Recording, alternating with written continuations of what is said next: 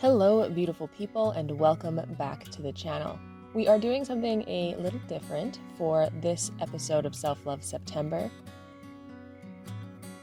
September is harvest season, and a big part of my self-love endeavors has been building and creating an intentional relationship with food. I want to bring you with me as I get into harvesting some medicinal flowers, some tomatoes, zucchini, and a bunch of other delicious, gorgeous, beautiful gifts from the garden today. September is so full of garden chores, as it were, that this video actually spans a few different days of me slowly, continuously, and very gratefully reaping the benefits of a lush garden. There is a lot of different conversations around self-love and food choices and body image, but for me, it all comes back to having an intentional relationship with food, and what that means to me is simply being mindful and very deliberate about the food choices I make and how I consume food. This involves usually just paying attention to my body's needs and its signals for hunger, and definitely the signals for when I'm full.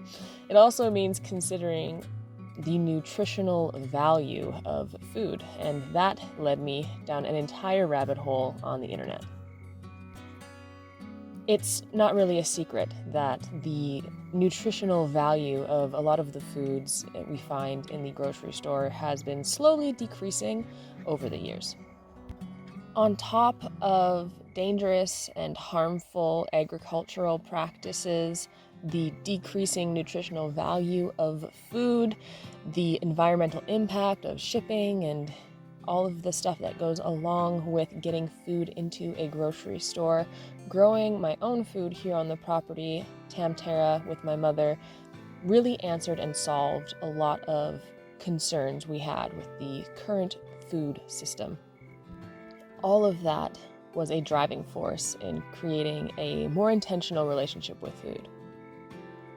When we have that intentional relationship with food, we are way less likely to engage in mindless emotional eating, which can contribute to feelings of guilt and shame or discomfort. And we can cultivate a sense of self-care or self-love by nourishing our bodies with foods that make us feel energized, satisfied, and healthy. These foods are providing so much for us, not only on a nutritional front, but also for the reward and the effort that goes into growing them. There is so much benefit to taking the time to tend a garden that I don't have enough time to list them all in a video. I think one of the biggest parts of having an intentional relationship with food is the opportunity to practice gratitude for the food that I have access to and be aware of the impact that our food choices have on the environment and other beings. Being in intentional relationship with food, we can develop a healthier and more loving relationship with ourselves and definitely cultivate a deeper sense of connection to the natural world around us. So, because of those principles, guiding principles to the way my mother and I live our lives here on the homestead of Tamtara, I wanted to share my garden with you for this episode of Self-Love September. Like I said, I don't have enough time or battery life in my camera to sit you all down and walk you through the genuine enormous amount of ways that the garden has blessed me, or how growing my food has increased my connection to the land and subsequently to my own body. But what I can do is I can walk you through my garden this evening and share some of the harvest, the delight, the pain and the lessons, and the dynamic teachings I've learned along the way. I've not mastered my relationship with food or my body. It's living and it changes, just like the seasons, and that is one of the biggest, deepest, and most profound benefits of having a deep connection to the land and relationship with where your food comes from. Living seasonally with the land, harvesting and eating what's available, making good use and being a good steward, these are all lessons that I have learned from the garden, but can apply to myself as well as other areas of my life. Listening to the different seasons of my body, whether it's spring or summer or winter, different requirements to feel loved and nourished. All of these things shift and change, And tuning into the natural rhythms of the garden has really allowed me to gain a lot of incredible insights for my own rhythms. Another valuable lesson that was learnt in the garden but is applied in my everyday life is I can do hard things, and doing hard things is worth it. Often I think we come into the world or we are given a set of cards and stories, and a lot of them can be limiting. Learning in the garden that I can do hard things, I can move dirt, build walls, take care of the soil, harvest and plant potatoes. Doing hard things is something that I can accomplish and achieve. And the payoff from sticking to something, being committed and dedicated, that is so worth it.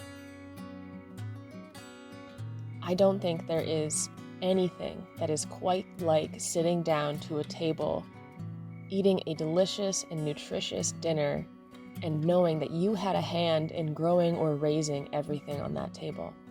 There is so many layers of intention that go into that final plate of food, that the dopamine, the gratitude, the sense of achievement, accomplishment, and connectedness is a profound experience and something I'm deeply grateful for and humbled to have experienced more than once.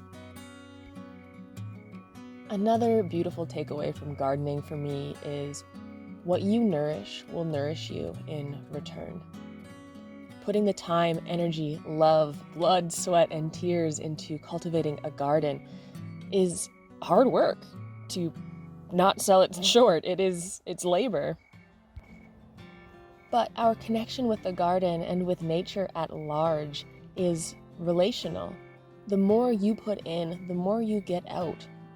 Nourishing the garden, being connected to the land, and doing my part to steward to the best of my ability, I have been so blessed with a loving arm of support that the garden has extended to me, whether that's the beautiful tomatoes or the tranquil escape from a busy day. The reciprocal nature of the garden is profound, and it's something that is such a clear example of the larger wisdom that is nature itself. There are genuinely countless lessons that the garden has taught me. Above all, gratitude, honor, respect, reverence, and magic in the mundane moments. I am honored to have the opportunity to put my hands in the soil, to grow food.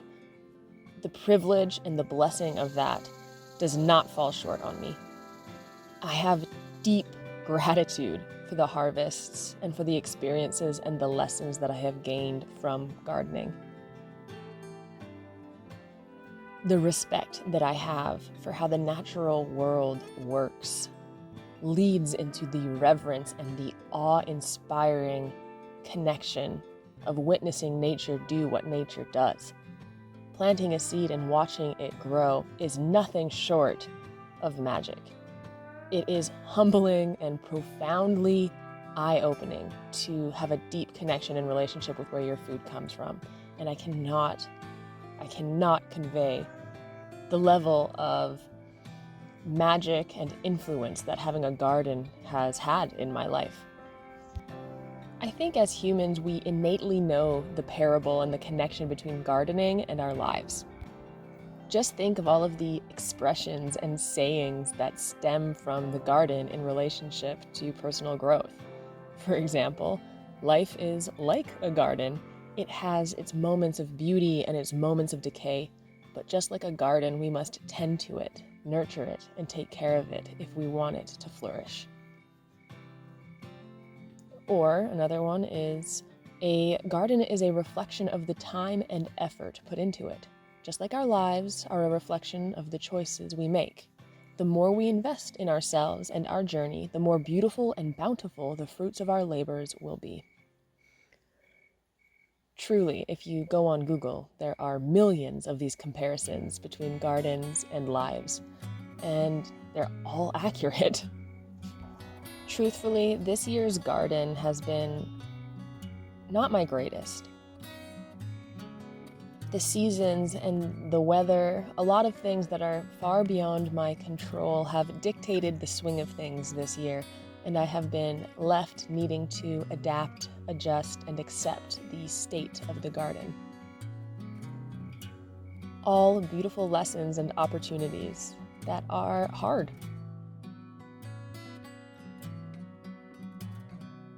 It's not always easy to take the teaching.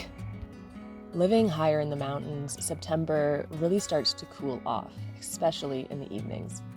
Right now, I am bringing in some very ripe tomatoes. I've had very few summer squash this year, but I see that my winter squash are thankfully firming up and will be ready for storage. I am getting and bringing in the last of the medicinal flowers like calendula, echinacea, and chamomile. Making room in the root cellar for potato harvests, freezing different things that are for soups like fennel, picking the last of the green beans, dividing up different crops and fruits to save seeds from. This is what September starts to look like as soon as the temperature starts to drop in the evening. It is such a bittersweet, beautiful time of year because I'm not planting any new seeds right now. I am cleaning up and tidying and harvesting and collecting. It's got some squirrel energy to it, if I do say so myself. I really love gardening, and I really appreciate the lessons it has given me, and I hope that this episode of Self-Love September has given you a little bit of a glimpse into the value that an intentional relationship with food can add into your life. I know that these conversations usually revolve around diets or restrictions, but for me, listening to my body and communing with the earth is all the intentionality around my food that I need. Making sure I prioritize nutritious, rich, colorful, gorgeous vegetables and fruit is a joy for me, not a burden. This is the video I was probably the most excited to make for Self-Love September because it came to me the fastest. For me, that's a testament to how valuable what I put into my body is and how much magic there is in being intentional and caring for yourself on that level. As always, my friends, may the force be with you, and I will see you all back here very shortly with another video. Bye-bye for now.